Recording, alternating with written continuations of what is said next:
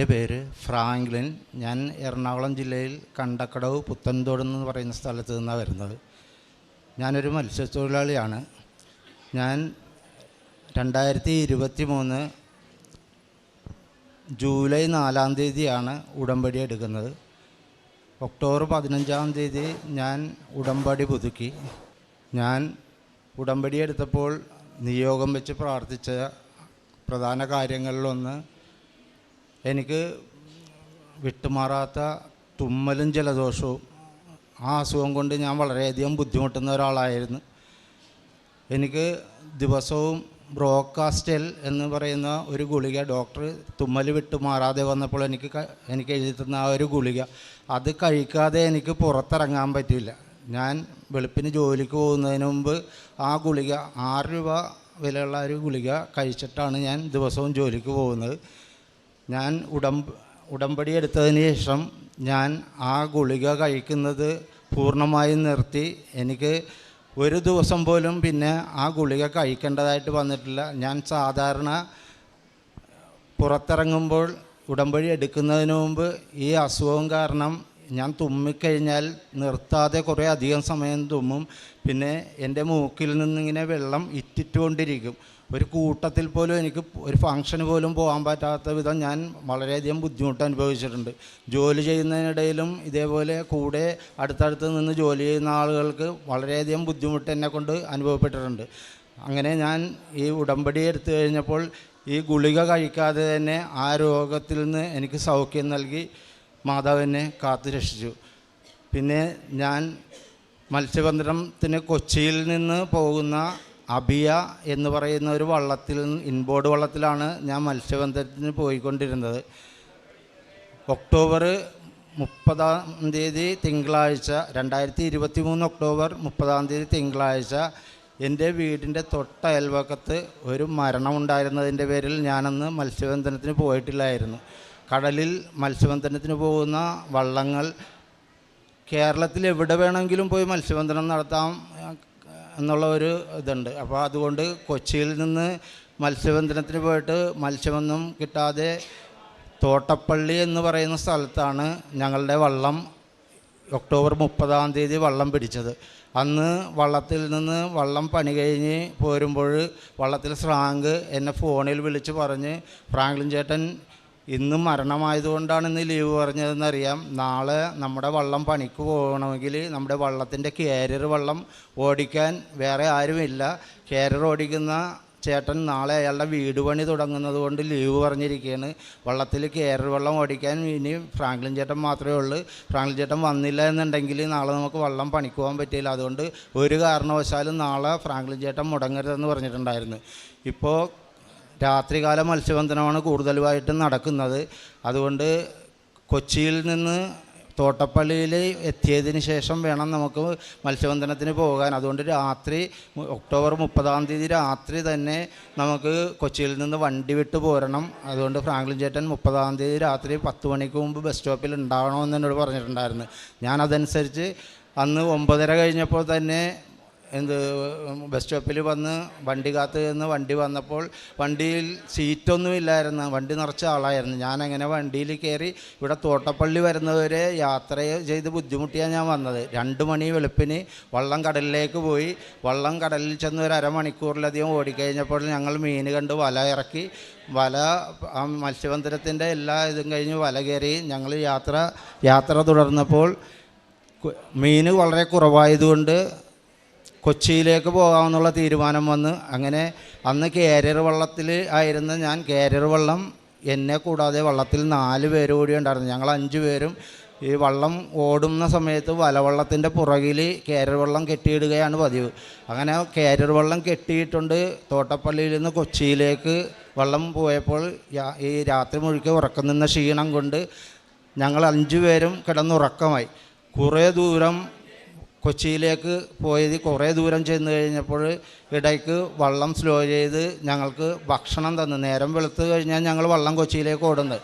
കുറേ ദൂരം ചെന്നതിന് ശേഷം ഞങ്ങൾക്ക് ഭക്ഷണം തന്നു. ആ ഭക്ഷണം കഴിച്ചിട്ട് ഞങ്ങൾ വീണ്ടും വള്ളം ഓടിച്ച് ഞങ്ങൾ വള്ളം കൊച്ചിയിലേക്ക് വീണ്ടും പോയിക്കൊണ്ടിരിക്കുകയാണ്. കുറേ അധികം ദൂരം ചെന്ന് കഴിഞ്ഞു. കൊച്ചിയിലേക്ക് എത്താനായിട്ട് കഷ്ടിച്ചൊരു 20 മിനിറ്റ് കൂടി വെള്ളം ഓടിയാൽ മതി. ആ സമയത്ത് എനിക്ക് പെട്ടെന്ന് മൂത്രം ഒഴിക്കണമെന്ന് തോന്നി. ഞാൻ എഴുന്നേറ്റ് വള്ളത്തിൻ്റെ പുറകുവശത്തേക്ക് മൂത്രം ഒഴിക്കാൻ പോയപ്പോൾ അബദ്ധത്തിൽ എൻ്റെ കാല് തന്നെ ഞാൻ കടലിലേക്ക് തെറിച്ച് വീണു. അപ്പോൾ എൻ്റെ കൂടെ വള്ളത്തിലുണ്ടായിരുന്ന കേരള വള്ളത്തിലുണ്ടായിരുന്ന മറ്റ് 4 പേര് നല്ല ഉറക്കമായതുകൊണ്ട് ഞാൻ വെള്ളത്തിൽ വീണതൊന്നും അവരറിഞ്ഞില്ല. കടലിൽ വീണ ഞാൻ ആദ്യം ഒന്ന് മുങ്ങിപ്പോയിട്ട് ഞാൻ പൊങ്ങി വരുമ്പോഴേക്കും വള്ളം കുറേ ദൂരെ എത്തിയിരുന്നു ഓടി. അപ്പോൾ ഞാൻ വാവിട്ട് നിലവിളിച്ചെങ്കിലും വള്ളത്തിലുള്ള ആളുകൾ ആരും അറിഞ്ഞില്ല. എൻ്റെ കരച്ചിലൊന്നും ആരും കേട്ടില്ല. അങ്ങനെ ഞാൻ കുറേ ദൂരം ഞാൻ നീന്തി കഴിഞ്ഞപ്പോൾ എൻ്റെ തുടയുടെ മസിൽ കയറി പിടിച്ചിട്ട് എനിക്ക് പിന്നെ നീന്താൻ പറ്റാത്ത അവസ്ഥയായി. അപ്പോൾ വള്ളം കരയിൽ നിന്ന് ഒരുപാട് പടിഞ്ഞാറ് ഞങ്ങളുടെ ആ ഒരു രീതിയിൽ പറഞ്ഞാൽ ഒരു 5 ആൾ താഴ്ച, ആ 5 ആൾ താഴ്ചയിൽ എന്ന് പറയുന്ന അവിടെ നിന്നും പെട്ടെന്നൊന്നും ഒരു മനുഷ്യന് എത്ര നീന്തലറിയാവുന്ന ഒരാൾക്കാണെങ്കിലും നീന്തി കര വരാനൊന്നും പറ്റില്ല. അപ്പോൾ ഒരു കാരണവശാലും കരയിലേക്ക് നീന്തി രക്ഷപ്പെടാൻ പറ്റില്ലെന്ന് എനിക്കറിയാം. ഞാൻ ചുറ്റിനും നോക്കിയിട്ട് കടലിലടുത്തങ്ങ് ഒരു വള്ളക്കാർ പോലും ഇല്ല. അപ്പോൾ പിന്നെ എനിക്ക് രക്ഷയ്ക്ക് വേറെ ആശ്രയമൊന്നുമില്ല. എനിക്ക് നീന്താൻ പറ്റാത്തൊരവസ്ഥ, കയ്യും കാലം കുഴഞ്ഞ് ഞാനങ്ങനെ നീന്തലറിയാവുന്നവർക്ക് അവസാനം കുറച്ച് സമയമെങ്കിലും വെള്ളത്തിൽ മലർന്ന് കിടക്കാനുള്ള ഒരു കഴിവുണ്ടാവും. അങ്ങനെ ഞാൻ കുറച്ച് സമയം വെള്ളത്തിൽ മലർന്ന് കിടന്ന് മാതാവിനെ മനസ്സിൽ വിളിച്ച് പ്രാർത്ഥിച്ചുകൊണ്ട് ഞാൻ അങ്ങനെ കടലിൽ മലർന്ന് കിടക്കുകയാണ്.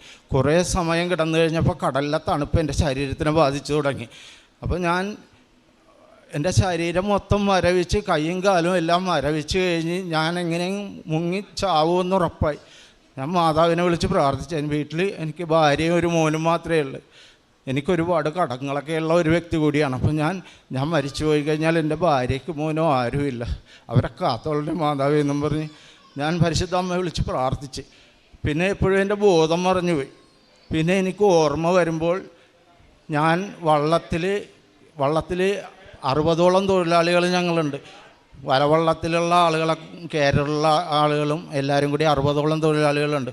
ഈ വള്ളത്തിലുള്ള തൊഴിലാളികളെല്ലാം വാവിട്ട് നിലവിളിക്കണ്. എൻ്റെ കൈയും കാലുമൊക്കെ 4 പേരുടെ കയ്യിൽ അവർ തിരുമ്മി ചൂട് പിടിപ്പിച്ചുകൊണ്ടിരിക്കുകയാണ്. പിന്നെ എൻ്റെ വയറും നെഞ്ചുമൊക്കെ അവർ അമർത്തണ്. ഒരാളെൻ്റെ വായിൽ കൂടി കൃത്രിമ ശ്വാസം തന്നുകൊണ്ടിരിക്കുകയാണ്. ഇങ്ങനെ ഒരു അവസ്ഥയിലാണ് എനിക്ക് ബോധം കിട്ടണത്.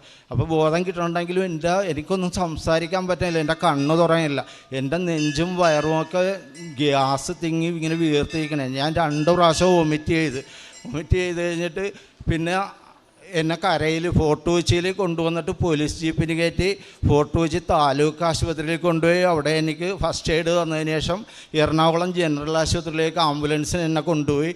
അവിടെ ആശുപത്രിയിൽ ചെല്ലുന്നതിന് മുമ്പായിട്ട് എനിക്ക് ഓർമ്മ വീണപ്പോൾ ആംബുലൻസിൽ എൻ്റെ കൂട്ടത്തിൽ എൻ്റെ വള്ളത്തിലുള്ള സ്രാങ്കും വേറെ 2 തൊഴിലാളികളും എൻ്റെ അടുത്ത് തന്നെ ഇരിക്കുന്നുണ്ട്. അപ്പോഴും അവരെൻ്റെ കൈയും കാലും ഒക്കെ തിരുമ്മി ചൂട് പിടിപ്പിച്ചുകൊണ്ടിരിക്കുകയാണ്.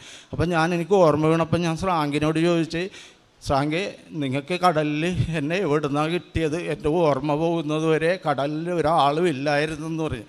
അപ്പോൾ സ്രാങ്ക് പറഞ്ഞ്, വള്ളം ഓടി കുറേ ദൂരം ചെന്നതിന് ശേഷമാണ് കൂടെ ഉറങ്ങിയിരുന്ന ഒരാൾ ഉണർച്ച വീണ് വെള്ളം കുടിക്കാൻ എഴുന്നേറ്റാണ്. അപ്പോൾ കൂടെ കിടന്നിരുന്ന 5 പേരിൽ ഒരാളെ കാണാനില്ലെന്ന് കണ്ട് അവർ ബാക്കി 4 പേരും കൂടി വാവിട്ട് നിലവിളിച്ച് ഉറക്കെ വെച്ച് നിലവിളിച്ച് കഴിഞ്ഞപ്പോൾ വലവള്ളത്തിലുള്ള ആളുകളുടെ ശ്രദ്ധയിൽപ്പെട്ട് അങ്ങനെ വള്ളം സ്ലോ ആക്കിയിട്ട് കാര്യം തിരക്കി കഴിഞ്ഞപ്പോൾ അവർ പറഞ്ഞ് ഫ്രാങ്ക്ലിൻ ചേട്ടൻ മിസ്സിങ് ആണെന്ന് പറഞ്ഞ്. വള്ളത്തിൽ ആരും ഫ്രാങ്ക്ലിൻ ചേട്ടനെ നോക്കിയിട്ട് കാണാനില്ല, കടലിൽ വീണ് പോയെന്നാണ് തോന്നുന്നത്, എപ്പോൾ എവിടെ വെച്ചാണ് വീണ് പോയതെന്ന് അറിയില്ല, ഞങ്ങളെല്ലാം നല്ല ഉറക്കത്തിലായിരുന്നു എന്ന് പറഞ്ഞ്. അപ്പോൾ സ്രാങ്ക് പറഞ്ഞ്, ഈ ആളില്ലാതെ എനിക്ക് കരച്ചെല്ലാൻ പറ്റില്ല, ഈ ആൾ നഷ്ടപ്പെട്ടിട്ടാണ് കരച്ചെല്ലുന്നതെങ്കിൽ ഈ ആളുടെ ബന്ധുക്കളെല്ലാം കൂടി വന്ന് എന്നെ തല്ലിക്കൊന്നുകളെ. പിന്നെ പോലീസിൻ്റെ ഭാഗത്തു നിന്നുള്ള ചോദ്യം ചെയ്യൽ, എൻ്റെ ലൈസൻസ് കട്ട് ചെയ്യും. പിന്നെ ഈ വള്ളം നിയമപരമായ എല്ലാ കുരുക്കുകളും കഴിഞ്ഞിട്ട് പിന്നെ 1 മാസമെങ്കിലും കഴിയാതെ വള്ളം പിന്നെ മത്സ്യബന്ധനത്തിന് പോകാൻ പറ്റില്ല. ഇങ്ങനെയുള്ള കാര്യങ്ങളെല്ലാം ഓർത്ത് കഴിഞ്ഞപ്പോൾ എൻ്റെ കൈയും കാലും വിറച്ച്. അങ്ങനെ വള്ളത്തിലാണെങ്കിൽ ആളെ നഷ്ടപ്പെട്ട് പറഞ്ഞിട്ട് കൂട്ടം നിലവിളിയാണ്. അങ്ങനെ ഈ ആളെ തിരഞ്ഞ് 2ാമത് വന്ന വഴി തിരഞ്ഞു പോകണമെങ്കിൽ എവിടെയാണ് ആൾ പോയതെന്ന്, കടലിൽ വീണ് പോയതെന്ന് അറിയില്ല. അപ്പോൾ അതുകൊണ്ട് ഈ ആളെ കണ്ടെത്തണമെങ്കിൽ വള്ളം തിരിച്ചോടിക്കാനായിട്ട് വള്ളത്തിൽ ഡീസൽ കുറവാണ്. അപ്പോൾ വയർലെസ്സിലാണ് വള്ളക്കാർ അങ്ങും മറ്റുള്ള വള്ളക്കാരെ വിളിച്ച് എന്തെങ്കിലും അത്യാവശ്യ കാര്യങ്ങളൊക്കെ വിളിച്ച് പറയുന്നത്. അങ്ങനെ മറ്റുള്ള വള്ളക്കാരുടെ സഹായം ആളെ തിരയുന്നതിന് മറ്റുള്ള വള്ളക്കാരുടെ സഹായം ചോദിച്ചും ഞങ്ങൾക്ക് വള്ളം ഈ ആളെ തിരഞ്ഞു പോകണമെങ്കിൽ കുറച്ച് ഡീസൽ തന്ന് സഹായിക്കണമെന്നും പറഞ്ഞ് ബിൻസിമോളെന്ന് പേരുള്ള ഒരു വള്ളത്തിനെ വിളിച്ച് ആ വള്ളം കൊണ്ടുവന്ന് ഞങ്ങളുടെ വള്ളത്തിന് 50 ലിറ്റർ ഡീസൽ തിരച്ചിലിന് വേണ്ടിയിട്ട് 50 ലിറ്റർ ഡീസൽ കൊടുത്ത് സഹായിച്ച് കൂടെ ആളെ തിരയാൻ വേണ്ടി ആ വള്ളവും കൂടി. എന്നിട്ട് വീണ്ടും നഷ്ടപ്പെട്ടു പോയ എന്നെ തിരഞ്ഞവർ വീണ്ടും കടലിൽ തിരിച്ചോടി വരുമ്പോൾ കുറച്ച് ദൂരം ഒരു 10 മിനിറ്റ് ഓടിയുള്ളെന്ന് പറയണം. അപ്പോൾ ഈ കടലിൽ ഈ ഒക്ടോബർ നവംബർ മാസങ്ങളിലൊക്കെ കടലിലെ വെള്ളം എന്ന് പറഞ്ഞാൽ സ്വിമ്മിംഗ് പൂളിലെ വെള്ളം പോലെ നല്ല തെളിഞ്ഞ വെള്ളമായിരിക്കും. അപ്പോൾ ഈ വെള്ളത്തിൽ ഇപ്പോൾ കടലിലും കായലിലുമൊക്കെ പായൽ ഇങ്ങനെ പൊങ്ങി നടക്കണം, പായലൊക്കെ ഉള്ള സമയം കൂടിയാണ്. അപ്പോൾ വള്ളം ഓടി വരുമ്പോൾ 2 ചെറിയ കെട്ട് പായൽ കടലിൽ കിടക്കുന്നതിൻ്റെ അടുത്ത് വള്ളം ഓടി വരുമ്പോൾ ഞാൻ അന്ന് പണിക്കിട്ടിരുന്ന ഒരു റോസ് കളർ ഷർട്ടാണ്. അപ്പോൾ ഈ വള്ളത്തിൽ നഷ്ടപ്പെട്ട ആളെ തിരയാൻ വേണ്ടിയിട്ട് ആളുകളെല്ലാം വള്ളത്തിൻ്റെ മുൻവശം എല്ലാവരും നോക്കി നിൽക്കുകയും, അപ്പോൾ ഈ വള്ളത്തിലുള്ള ആളുകൾ ഈ വള്ളം ശരിക്കും ഞാൻ വെള്ളത്തിൽ കിടന്ന ആ നേരെയാണ് ഓടി വരുന്നത്.